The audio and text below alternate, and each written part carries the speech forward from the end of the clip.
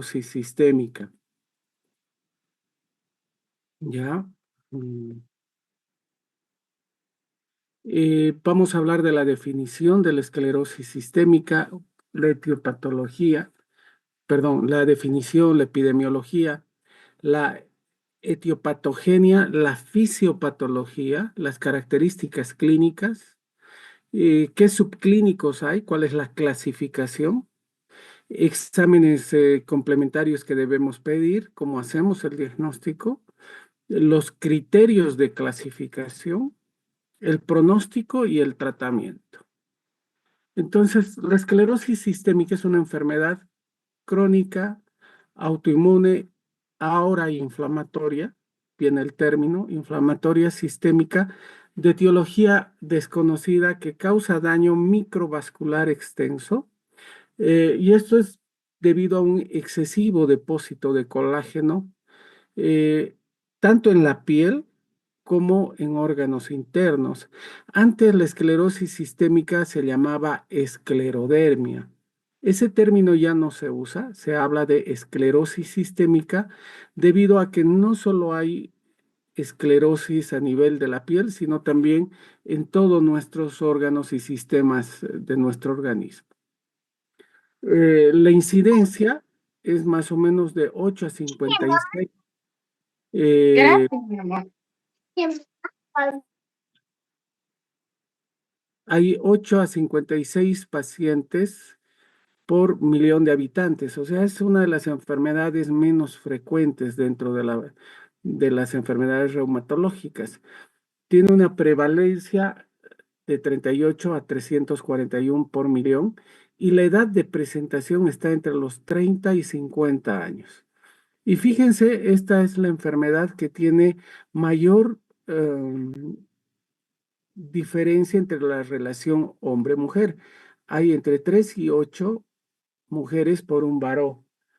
Y en algunos libros están descritos hasta una relación de 15 a 1. O sea, hay 15 mujeres por un varón. En todas las enfermedades donde intervenga el sistema inmunológico, siempre hay factores genéticos predisponentes. En todas, en la alergia, en el EPOC, en el asma, en lo que ustedes quieran, donde intervenga el sistema inmunitario, hay factores genéticos predisponentes y factores gatillantes.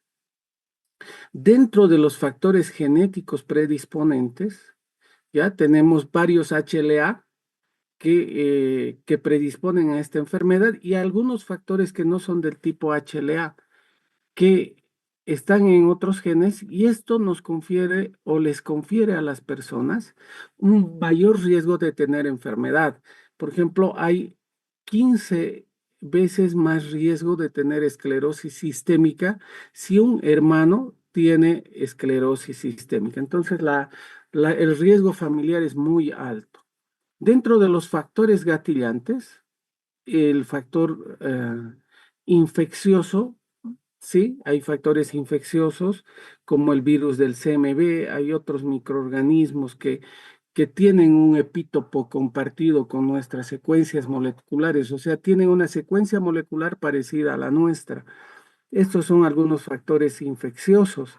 Hay otros factores que no son infecciosos, entre estos están los derivados del petróleo, están está el sílice, el tabaco también interviene como factor, pero no es tan importante como en la artritis reumatoide el tabaco, pero sí el sílice y los derivados del petróleo. Es más, en España hubo un brote de esclerosis sistémica en relación al uso de un bloqueador solar, un bronceador, y fue un grupo enorme de gente que sufrió esclerosis sistémica luego de aplicarse este bloqueador, obviamente está prohibido.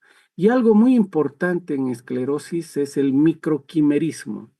Quimera es un animal de la mitología griega con cabeza de león, cuerpo de cabra y cola de dragón. Entonces, ¿a qué llamamos quimerismo o microquimerismo en medicina?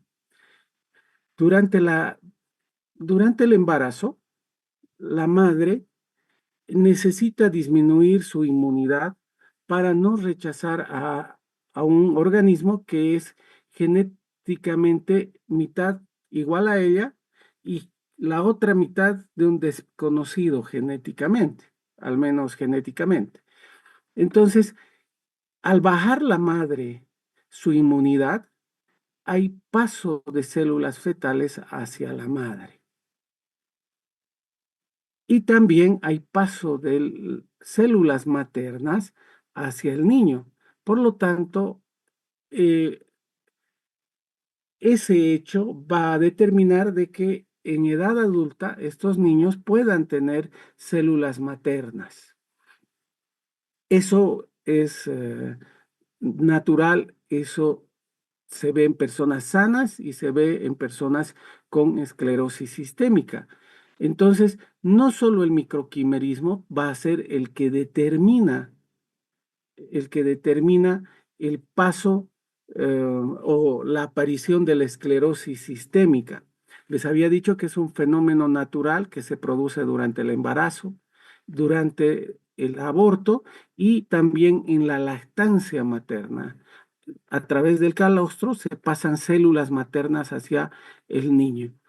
Eso no es natural, pero cuando la madre baja demasiado su inmunidad, esa carga celular es demasiado grande. Por ejemplo, cuando hay una compatibilidad demasiado alta entre la madre y el feto.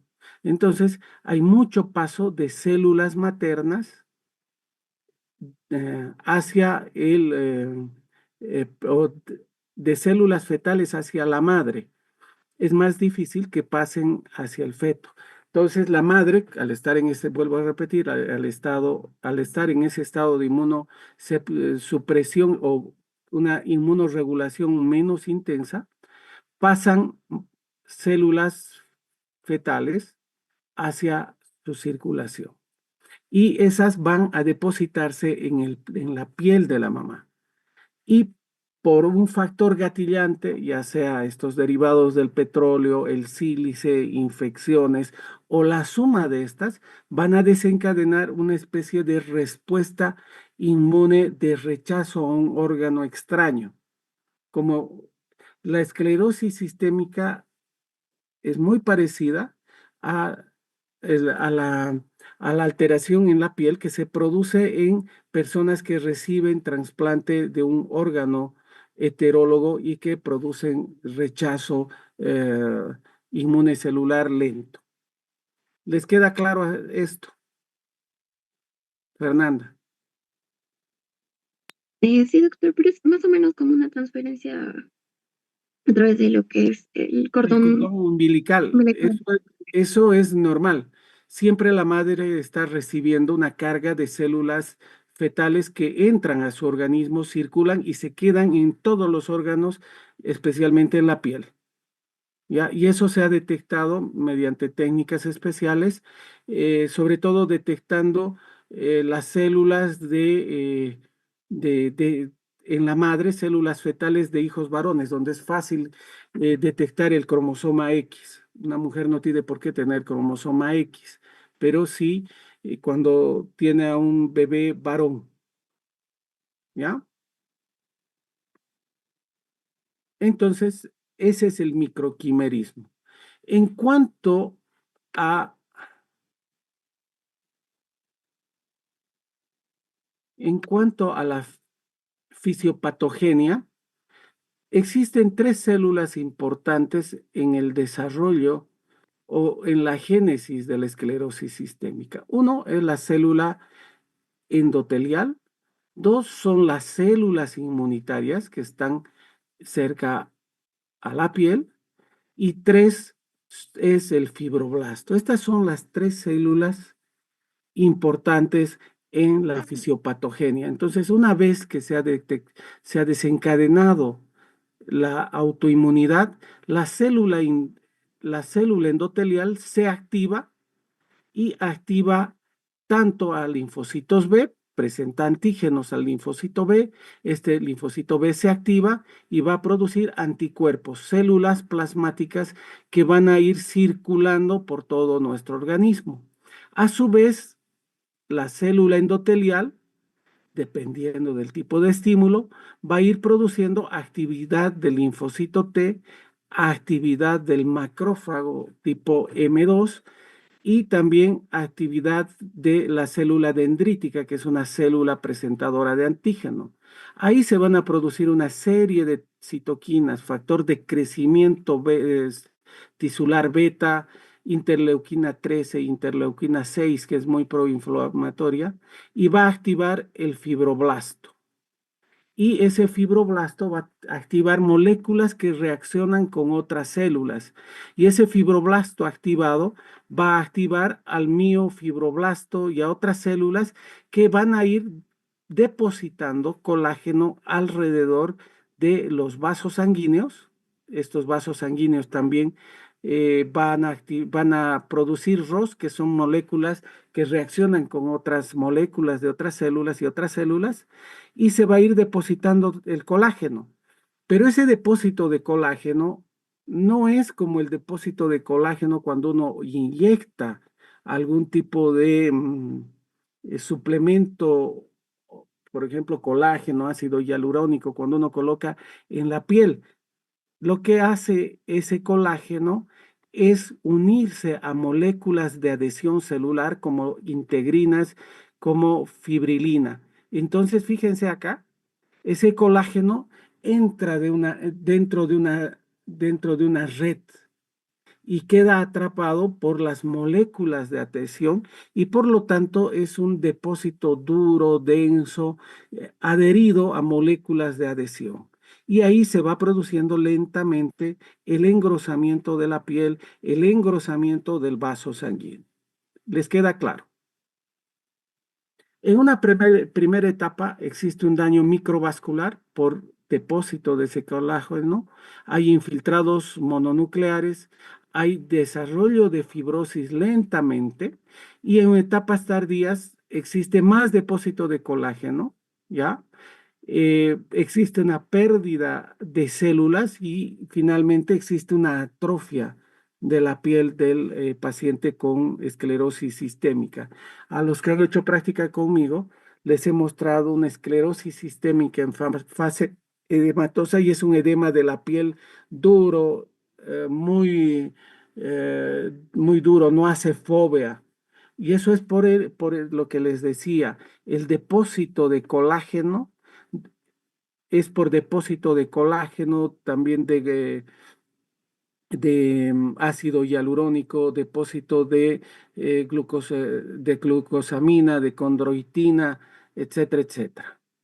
Entonces, y ese depósito se pega a las moléculas de adhesión que son expresadas por las células.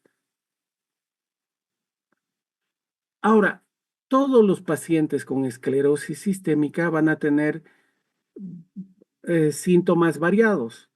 Hay gente que tiene una esclerosis sistémica muy grave, rápidamente progresiva, y hay gente que tiene esclerosis sistémica y tiene años de esclerosis sistémica y hace solo esclerodactilia, un poco de esclerosis en la cara y nunca consulta absolutamente con nadie. Pero uno tiene que estar atento a la presencia de esclerosis sistémica cuando el paciente presenta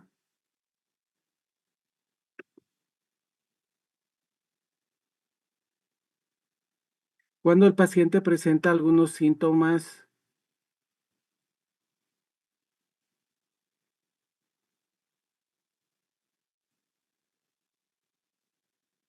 cuando el paciente presenta síntomas sistémicos. Los síntomas sistémicos es producto de el proceso inflamatorio que tiene el paciente. ¿Cuáles son esos síntomas sistémicos? Fatiga, La fatiga es el agotamiento sin haber hecho ningún tipo de ejercicio. O sea, el paciente está con mucha fatiga, más o menos como algunos de ustedes. Hay baja de peso, esto sobre todo cuando hay muchos síntomas digestivos. Hay dolor difuso, son pacientes que les duele todo, y hay alteraciones en el sueño. Esos son los síntomas sistémicos debido a la presencia de citoquinas proinflamatorias circulantes.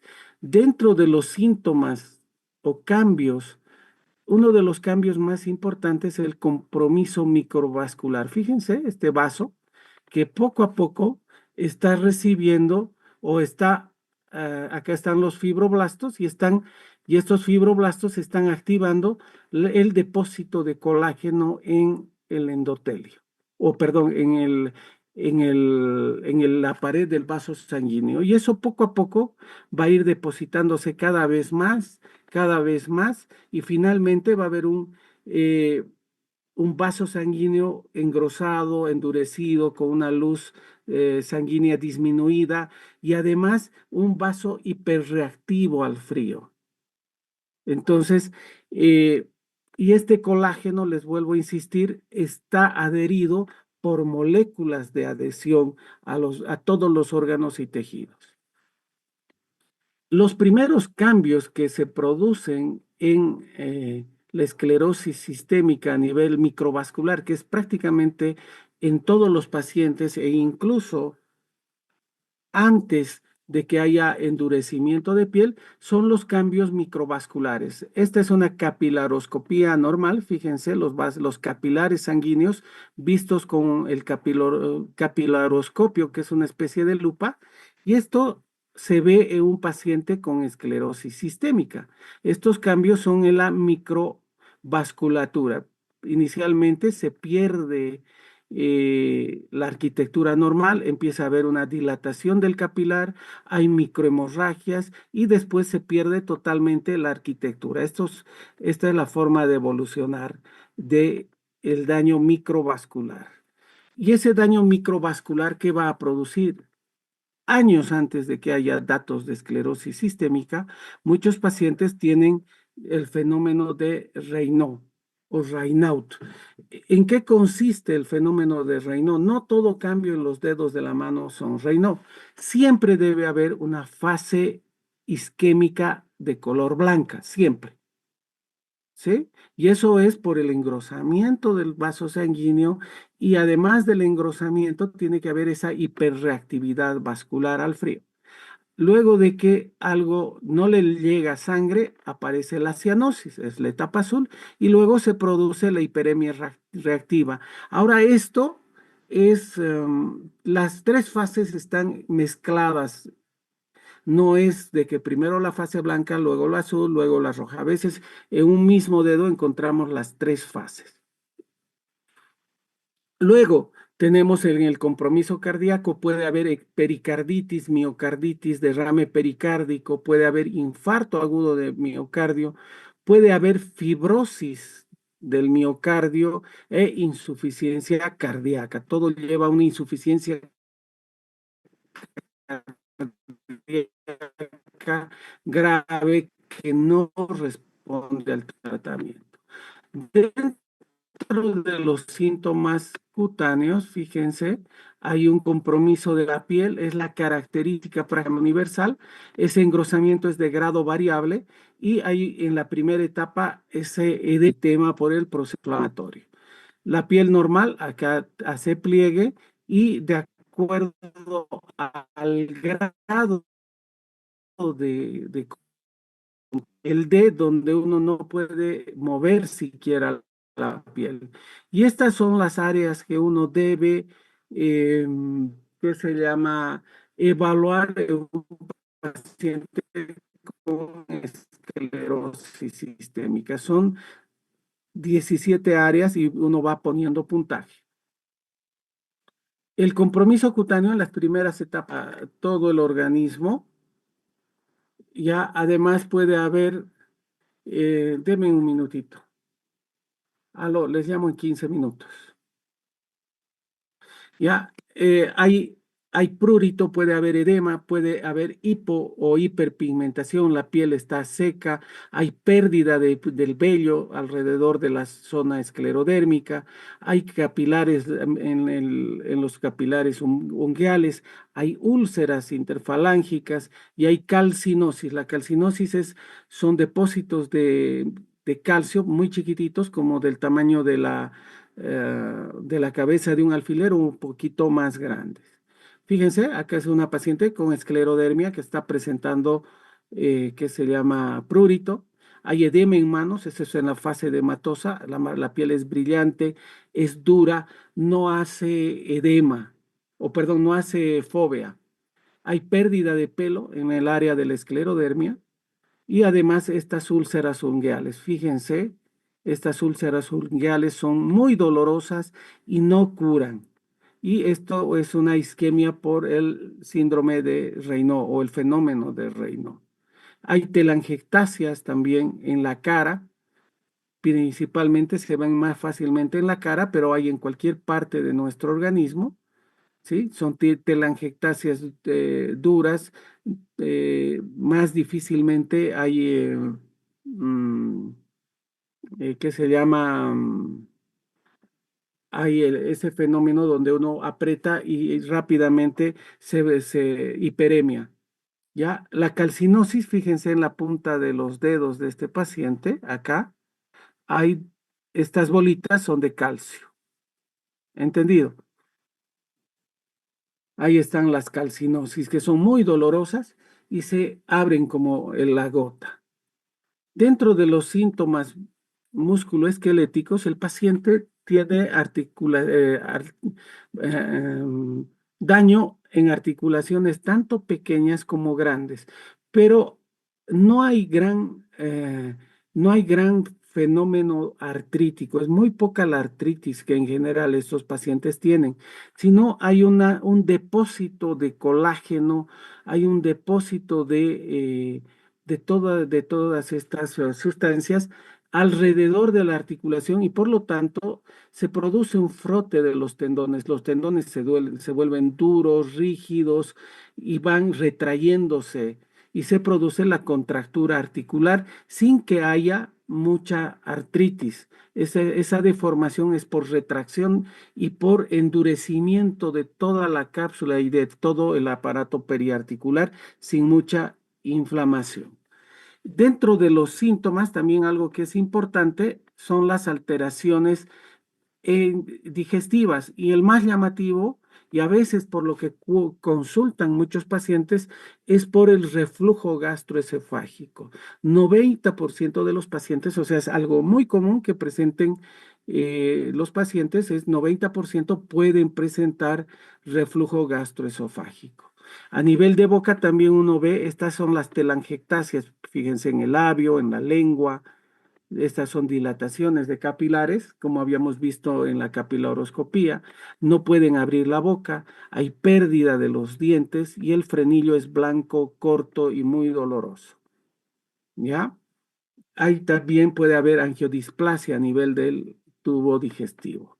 Dentro de las manifestaciones pulmonares, tenemos la fibrosis pulmonar que característicamente es en ambas bases, bilateral, simétrica, produce una tos no productiva y muchas veces y va a producir estertores en ambas bases. Otra manifestación pulmonar es la hipertensión pulmonar y el paciente va a tener un soplo en foco pulmonar. Las manifestaciones renales son extremadamente raras y ahí está la crisis esclerodérmica renal que se produce por una especie de fenómeno de Raynaud a nivel de las, eh, de las arteriolas renales que están engrosadas, se produce un vasoespasmo y no le llega la sangre. Esto generalmente se presenta en pacientes que tienen o que usan corticoides a dosis altas. Entonces, en esclerodermia, una de las indicaciones es no usar mucho corticoide. Tienen que ser dosis muy bajitas. Acá tenemos el esquema donde nos muestra que la zona más afectada son las manos. el fenómeno de Raynaud se presenta casi en todos los pacientes, 90%. La fibrosis de la piel también en más del 90%. Es raro el que no tiene fibrosis en la piel de las manos. Las telangiectasias que hay. Y fíjense, los síntomas gastrointestinales están en el 90%, el reflujo gastroesofágico, mientras que el problema pulmonar es menos frecuente, 40%, casi la mitad de los pacientes, y el problema musculoesquelético, la artropatía, se presenta también junto con la esclerodactilia, ya casi en la mayor parte de los pacientes. Ahora bien, ¿cómo clasificamos cuáles son los subtipos de esclerosis sistémica? Cuando uno ve a un paciente con esclerosis, uno va a decir, ¿es solo esclerodermia o tiene una esclerosis sistémica en todo nuestro sistema o solo es la piel? Y para eso vamos a conocer cuáles son las esclerodermias. Tenemos una forma de morfea, fíjense, acá debajo de los senos, es solo, y en esta zona B del cuello, solo hay esclerodermia en esa zona. Puede ser esa zona acá en la parte abdominal, fíjense muchachos, también hay datos de esclerodermia. Luego tenemos la morfea circunscrita, puede haber en el dorso, en la espalda es muy frecuente. Acá tenemos la esclerodermia lineal o en sable. Fíjense, está en la frente, estos son los ojos del paciente y es como una línea. Uno a veces ve a un paciente, a alguna persona con una línea en la frente como si se hubiera golpeado o cortado con algo. Esa es una esclerodermia en golpe de sable lineal. Solo es esclerodermia, no es esclerosis sistémica. Tenemos una forma lineal que puede seguir un dermatoma neurológico. Esa forma es mucho más grave. Se produce una atrofia de todo el músculo, de la articulación y produce invalidez, pero solo se produce en la piel, no es una esclerosis sistémica. Cuando hablamos de esclerosis sistémica, cuando hay un componente sistémico y cuando deja de ser esto esclerodermia nada más, cuando tiene anticuerpos positivos. Esta es una forma en gotas, se llama esclerodermia gutata o en gotas. Fíjense que como punteado blanquecino son zonas de engrosamiento y atrofia de la piel. La esclerosis sistémica, hablamos de esclerosis sistémica y hay cuatro formas. La variedad limitada, o sea, tiene un compromiso de piel pequeño, no tan extenso. La difusa, donde existe un compromiso de piel extenso. La esclerosis sistémica sin esclerodermia y la sobreposición de esclerosis sistémica con otra enfermedad del colágeno. ¿Qué características tiene la forma limitada? Básicamente, el marcador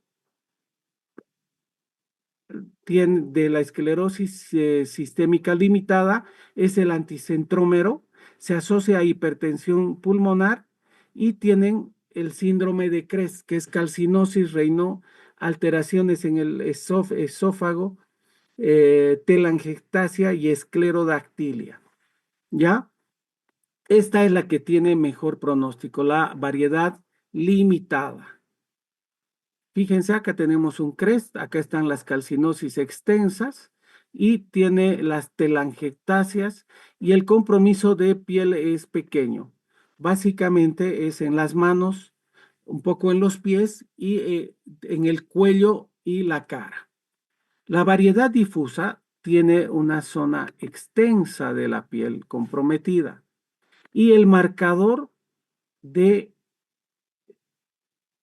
de anticuerpos es el anti-SCL70 y el anti-RNA polimerasa.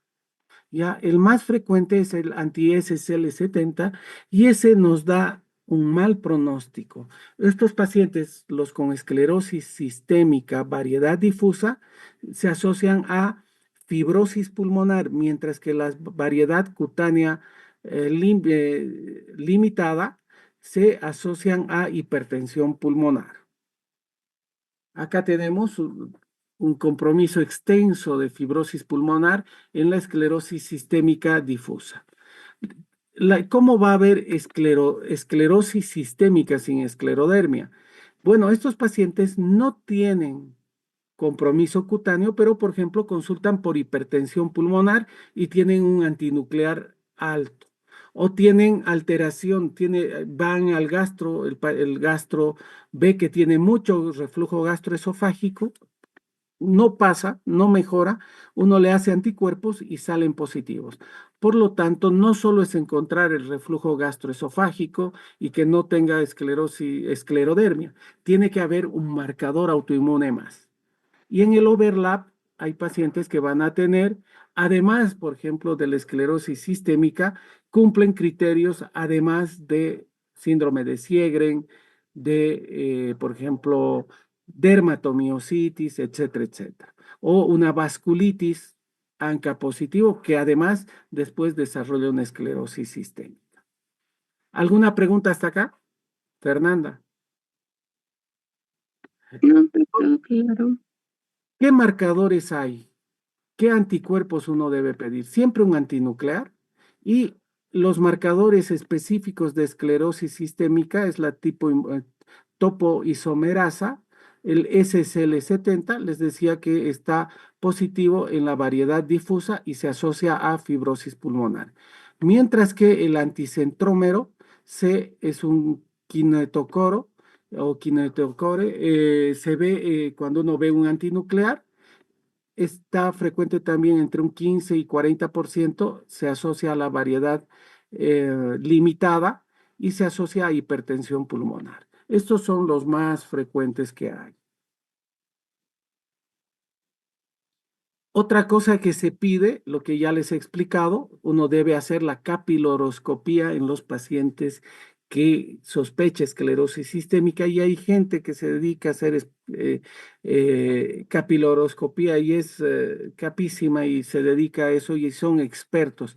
Hay talleres de capiloroscopía que duran días en los congresos de reumatología. Ahora, la biopsia de piel no hace diagnóstico de esclerosis sistémica. Uno puede encontrar una esclerosis secundario a una cicatriz o puede ser solo un compromiso cutáneo pequeño. Por lo tanto, la biopsia no está indicada y tampoco se hace la biopsia para el diagnóstico de esclerosis sistémica. Pero como todo cambia en la vida, ahora lo que se está haciendo es biopsia en forma precoz para ver el perfil de qué células se están infiltrando, qué citoquinas son las prevalentes y eso nos va a dirigir a hacer una mejor terapia biológica. O hay gente que, por ejemplo, tiene esta muy inflamatoria, estos se van a beneficiar más de inmunosupresores.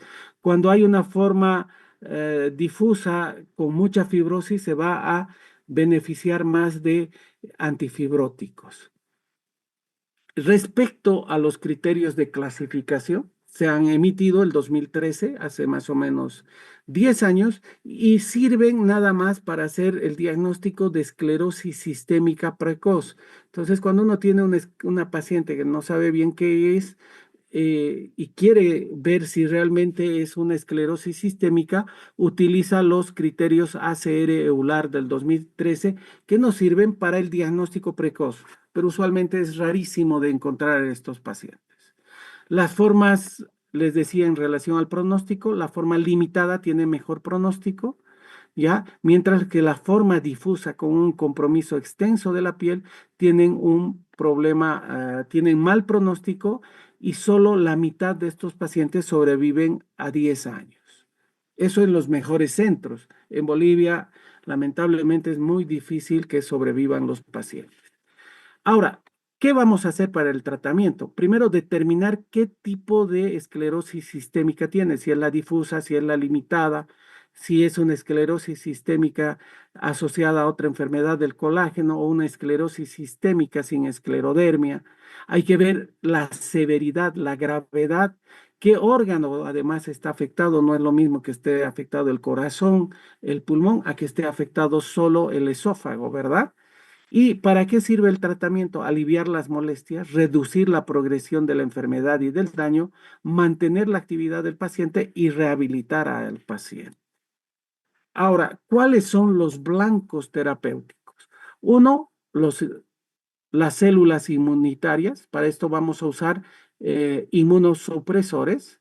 Tenemos también el endotelio. Para esto vamos a usar antiangiogénicos como el nintedanib y antifibróticos para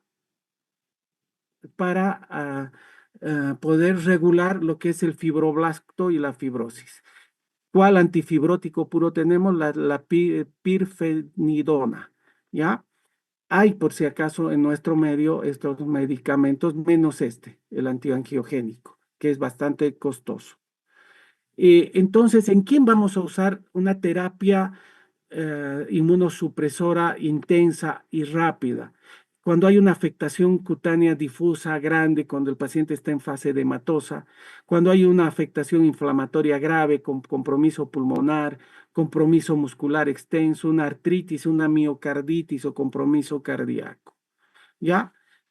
Actualmente estos son los medicamentos que más se usan. La ciclofosfamida endovenosa sigue siendo muy buena, la vieja ciclofosfamida. Se puede usar terapia biológica con rituximab, es mejor que el tocilizumab en general para piel. El micofenolato también es muy buen medicamento. Y si uno hace el puntaje de gravedad y de rápida progresión, y vemos que ese paciente va a ir mal, el trasplante de células madre autólogas es la indicación. La única enfermedad en la que el trasplante de médula ósea autóloga está indicada es la esclerosis sistémica y hace poco teníamos ya lista una paciente para un trasplante de médula ósea en la clínica Olivos, que es donde trabajo, y lamentablemente la paciente se perdió de los controles. No hay que olvidarnos que la esclerosis sistémica es una enfermedad devastadora, grave, de mal pronóstico en general. Entonces, uno tiene que tratar de hacer el diagnóstico en forma precoz, evitar la progresión de la enfermedad, porque al final la vida del paciente es realmente un desastre, es muy triste. ¿Ya? Entonces tenemos que ser muy intensivos y rápidos con el inicio de inmunosupresores o de antifibróticos o de antiangiogénicos. Muchas gracias, muchachos. No sé si hay alguna pregunta. Doctor, una consulta. Cuando habla del tratamiento, ¿se le debe dar el tratamiento combinado o se da un tratamiento acorde a la etapa en la que se encuentra? Eh, lo- Algo muy importante es detectar a un paciente que vaya a tener mala progresión. ¿Sí? Que tenga que tenga, por ejemplo, un compromiso cutáneo muy extenso, ¿ya? Que esté en fase edematosa con gran compromiso, que tenga una afectación inflamatoria pulmonar y que también tenga, por ejemplo, compromiso cardíaco. Y el tratamiento puede ser combinado. Hay varias combinaciones, antiangiogénico con antifibrótico, antiangiogénico con inmunosupresor también. Eso ya es más de especialidad, ¿no? Han visto en el hospital en esta paciente joven que estaba con fibrosis pulmonar sin causa, rápidamente hemos empezado el, el antifibrótico.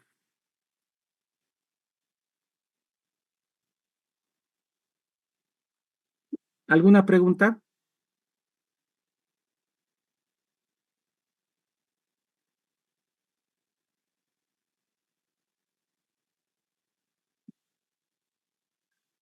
Bueno, muchachos, mañana continuamos.